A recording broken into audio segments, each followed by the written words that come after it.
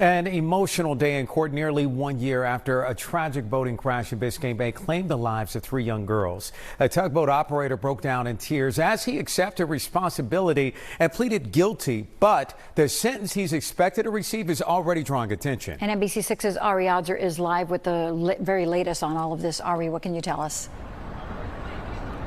Well, Jackie, this morning in a courtroom upstairs here, the tugboat captain decided to stop fighting against the tide of the justice system, and he switched his plea from not guilty to guilty of 1 count of what's called seaman's manslaughter. UCL Lopez Insua walked out of the courthouse holding his wife's hand, grasping for absolution after weeping inside the courtroom.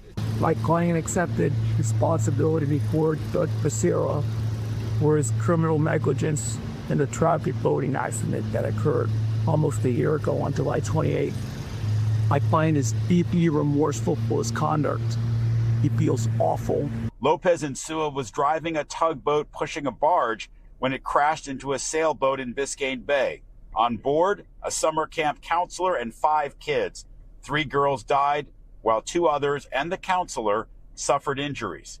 And he feels awful about the unimaginable pain and loss suffered by the 3 families who lost their 3 very young daughters. Prosecutors say Lopez Insua's forward view aboard the tugboat was obstructed and that he failed to assign anyone to be a lookout.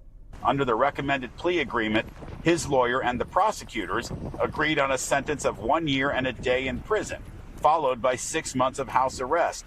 The maximum penalty would be 10 years behind bars with 3 years of supervised release. Our thoughts today remain with each of the families as they continue to endure this profound tragedy. And families of the victims were not in the courtroom today, and since their lawyers were unavailable for comment this afternoon, we don't know what they think about that plea deal. We do know they will have a chance to say their piece to the judge at the sentencing date that's scheduled for October 13th. We're live in Miami. Ari Odzer, NBC6 News.